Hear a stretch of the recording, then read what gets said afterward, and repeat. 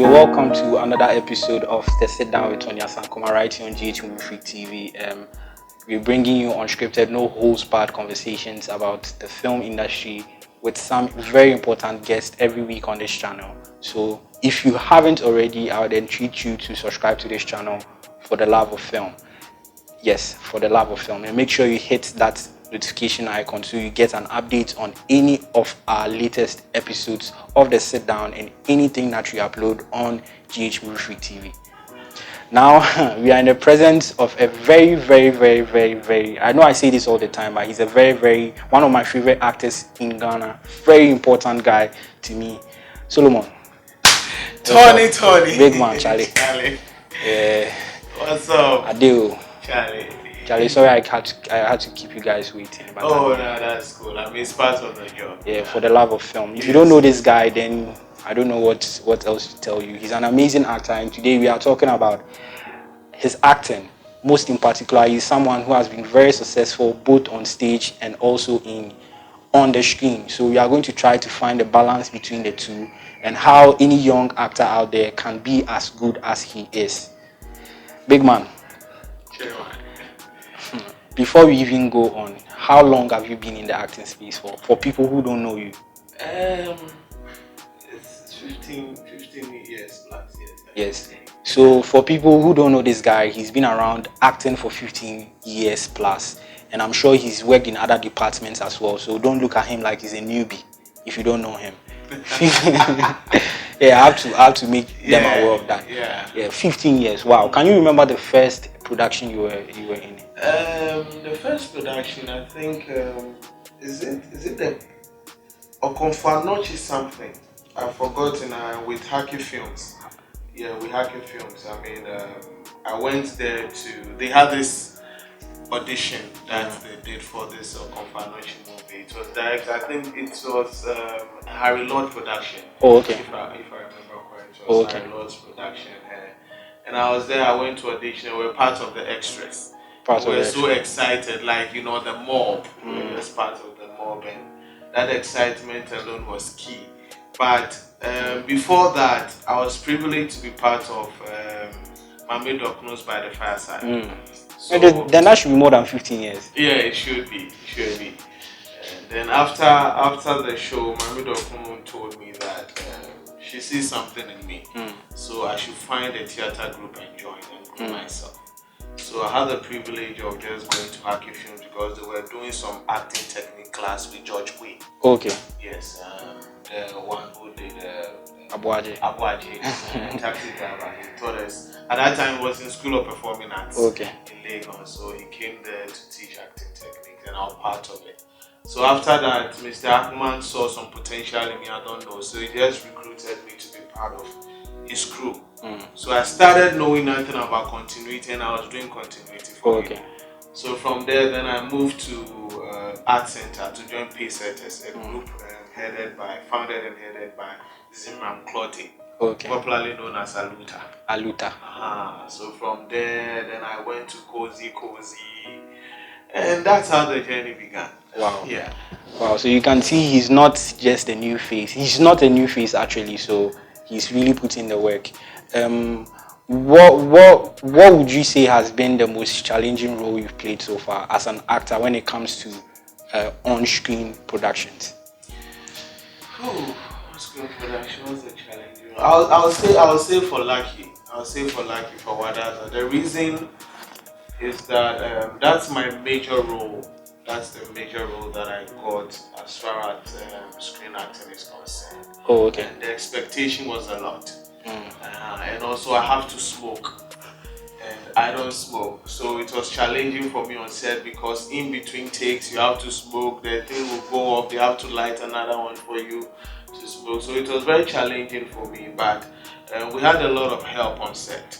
And that made it very easier for me. So but since you mentioned the smoking, I didn't know you don't smoke, but was that real weed in Lucky? No, it was not. It was cigarettes that they put into. Okay, that makes sense. But I think you killed it for someone who hasn't smoked before.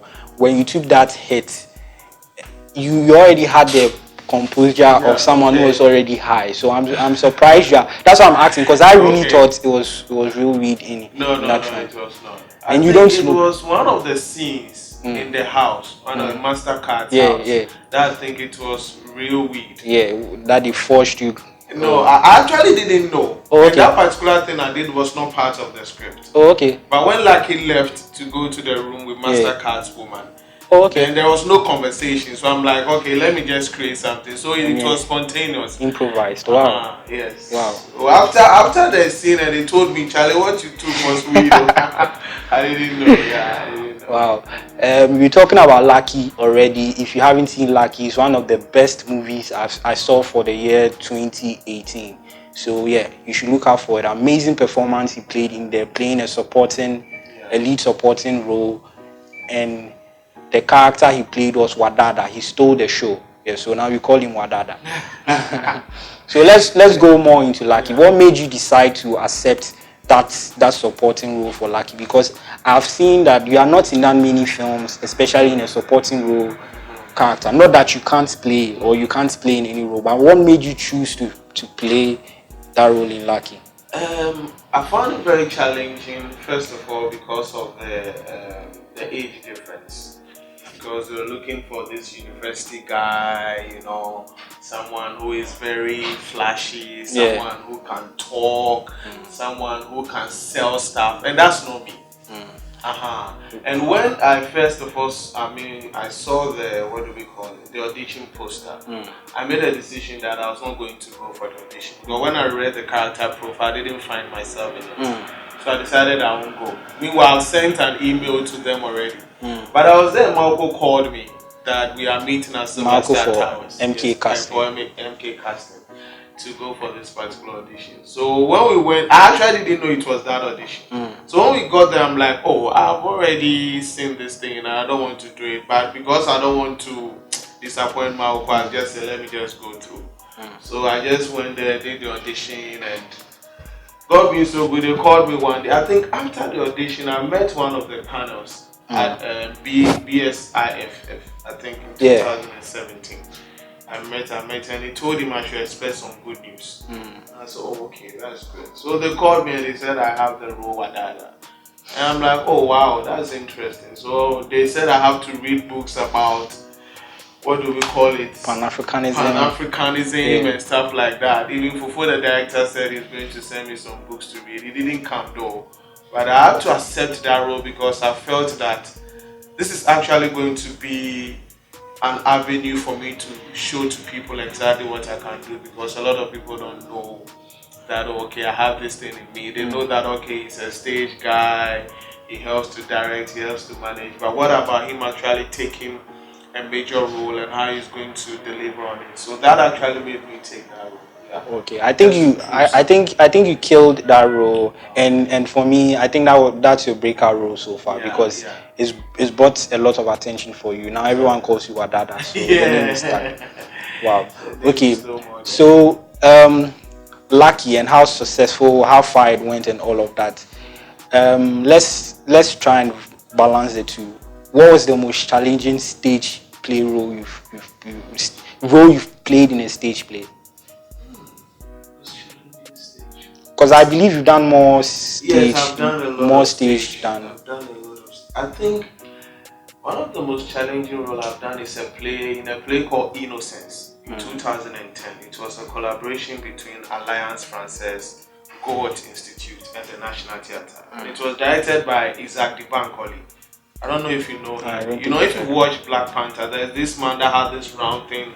Yeah. That particular man. Yes. Wow. He directed it, and he was such an amazing director, and working with him was interesting, and yet it was challenging because the demand alone that is expected of you, the actor, is huge. Wow. And even THE, which is there is a way he will tell you to say it depending on the context in which you are supposed to deliver it and the atmosphere and the scene. So it's so different. It was not a big role, but it was very challenging because we need to appear naked on stage. Wow. Not like, but we are going to wear, I don't know, the ladies, they call it they have slacks. Yeah, I think so. You have to wear, so like they are seeing you as a naked person. coming on stage. So it was one of the most challenging roles for me. And working with that kind of director, the expectation was high, but we were able to pull through. Yeah, that was the most challenging stage. Apart from that, Innocence in 2010. 2010. Okay, so now that we've gotten a picture of what was most challenging for you on stage and on screen, let's find out the two between stage acting and then on-screen acting. Which would you prefer on a normal basis? Oh, stage for me. Wow. Yeah, stage for me. I love stage because of the opportunity you get to present your act before a live audience and get their reaction in real time. That's one thing that I love about the stage, and it's a place of training. If you are able to do stage, because the script, there's not going to be cut and let's do it again, cut, let's do it again. There is nothing like that. Everything is happening in real time. If you make the mistake, you have to continue. If you miss a cue, you miss a prop, there's a costume or function, the show must go on. And that particular phrase, the show must go on, is the reason why I love the stage. Wow. So if you put stage and you put film, each and every time I'll take stage. Wow. I'll take stage. Wow. Because I had to ask this question because I get a lot of upcoming actors approach me and they be like, I'm not sure about doing stage, I'm not sure.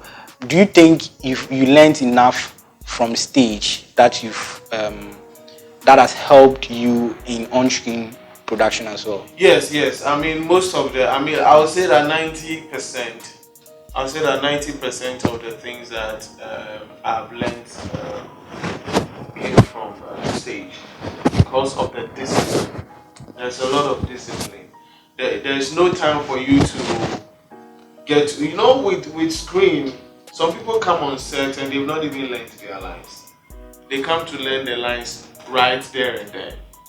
And sometimes in between takes, they are missing lines and stuff like that. But on stage, it doesn't happen. Wow. So I've taken that discipline on screen. There's no way I'll get on set without knowing my lines. It doesn't happen. So sometimes I get on set and now the people are about to learn their lines. And it doesn't make sense to me. Because you are learning the lines at that particular moment. How would you be able to even interpret it? To be able to deliver it well for the performance to be believable. So I think that's one of the things that a lot of people don't know about stage. Because if you're having, sometimes you have 2-page lines for just one person. Wow. And you are delivering it, there's no cut and paste.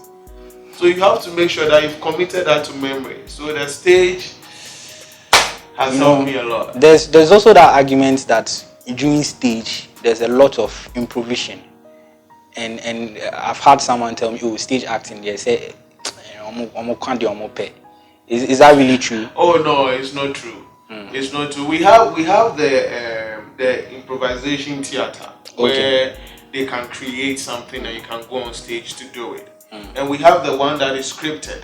And that one you cannot improvise unless there is a problem on stage before you try to work your way around it. Because when there's a problem, you need to find a way to solve it.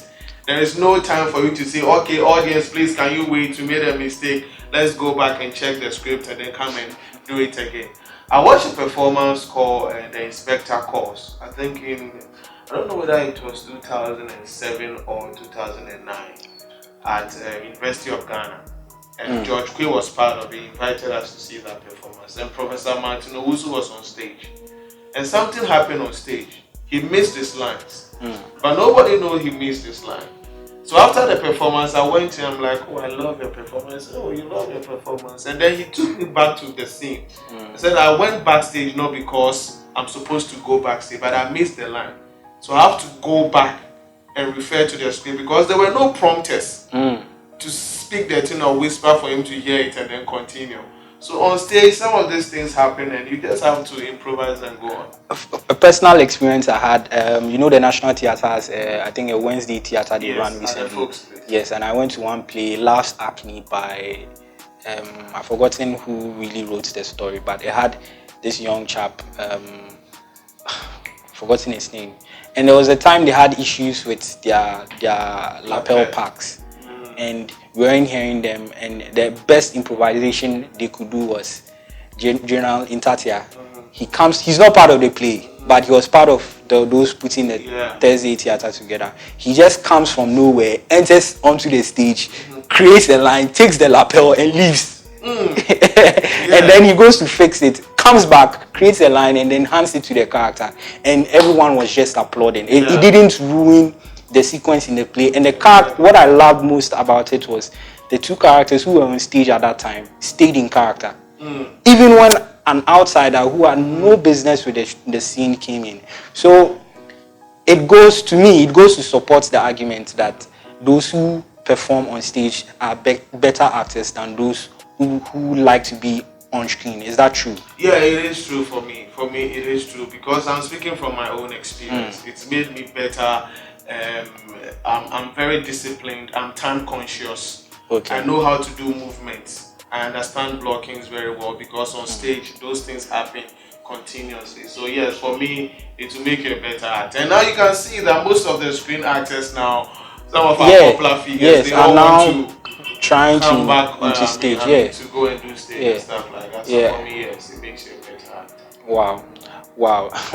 Well, if you're already watching, this is the Sit Down with Tony Asankoma on GH Movie Freak TV, and amazing conversation about screen and stage acting with the big man Solomon Fixon Owoo, popularly known as Wadada now. So please, before we even go on, subscribe to this channel and enjoy the rest of it. So now tell me this.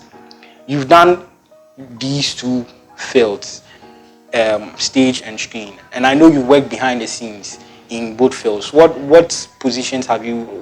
roles have you played behind the scenes when it comes to film production and also stage production? Okay, with stage production, I've done prompting before. Okay. And I've done stage management. Yeah. I know you've directed a play before that I saw. I'm trying to remember.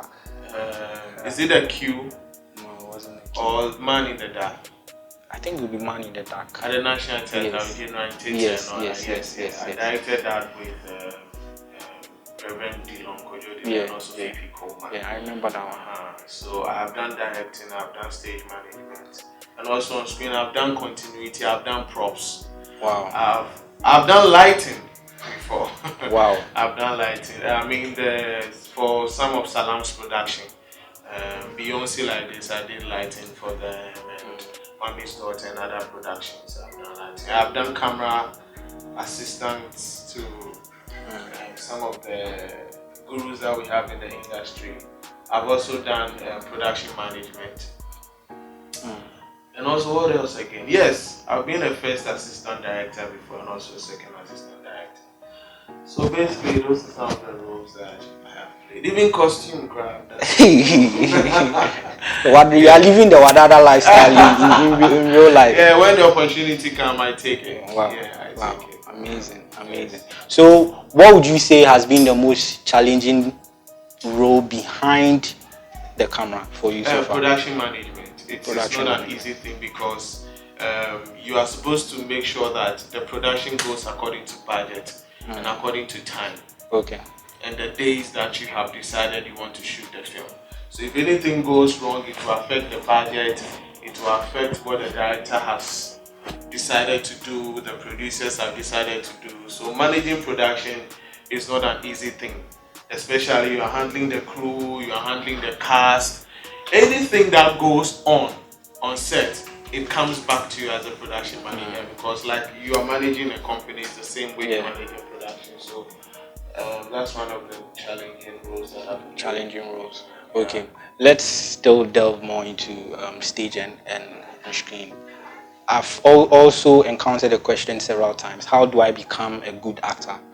What do you think is the right way for a young talent watching this program to become a good actor? First of all, I'll say that they need to learn how to read more.